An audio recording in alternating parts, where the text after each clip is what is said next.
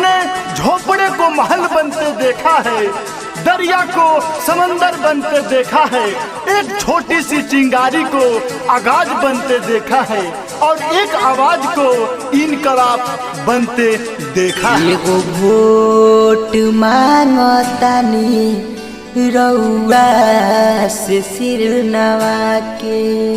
यूनुस भैया जिंदाबाद जिंदाबाद जिंदाबाद। एगो वोट मांगतानी रउआ से सिर नवा के। एगो वोट मांगतानी रउआ से सिर नवा के। पूर्वी तुरहा पट्टी में विकास लाइव देखी जिता के। पूर्वी तुरहा पट्टी में विकास लाइव देखी जिता के। एगो वोट मांगतानी रउआ से सिर नवा के। एगो वोट मांगतानी रउआ से सिर नवा के। जी हाँ, ए चाचा, ए भैया, ए बाबा, ए भौजी, ए चाची, अब की बार अपना पंचायत पूर्वी तुरहा पट्टी से भूतपूर्व सरपंच यूनुस अंसारी भैया के मुखिया पद पर जितावे के बाद आज अपना पंचायत में विकास के गंगा बहावे के बाद करतानी जवन वादा ऊ के हम निभाइब। पूर्वी तुरहा पट्टी की जनता जिंदाबाद जिंदाबाद जिंदाबाद। करतानी जवन वादा ऊ के हम निभाइब। सेवा में रउआ लोगन के साथ समय बिताई। सेवा में रउआ लोगन के साथ समय बिताई। विश्वास करी रउआ मुखिया हमें बना के।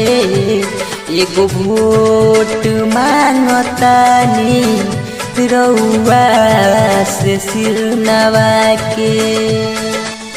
ए भैया कहे के बा कि यूनुस भैया सरपंच रह के अपना पंचायत में इतना विकास कैले बाड़े तो सोची अगर मुखिया बन जाई है तो अपना पंचायत में कितना विकास हुई।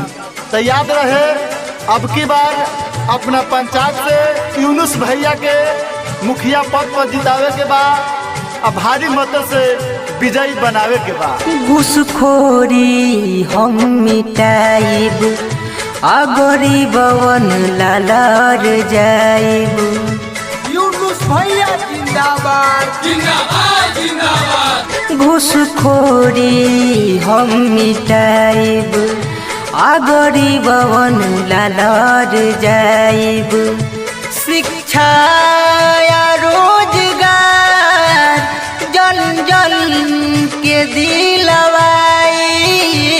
शिक्षा या रोजगार जन जन के दिलवाई। एगो वोट मांगतानी रउआ से सिर नवा के। एगो वोट मांगतानी रउआ से सिर नवा के। यूनुस भैया जिंदाबाद जिंदाबाद जिंदाबाद। पूर्वी तुरहा पट्टी की जनता जिंदाबाद जिंदाबाद जिंदाबाद। अगर आप भी चाहते हैं प्रचार प्रसार कैसेट बनवाना तो आज ही संपर्क करें साज फिल्म्स रिकॉर्डिंग स्टूडियो, लाला छपरा चौक। मोबाइल नंबर है 62 026 99 380।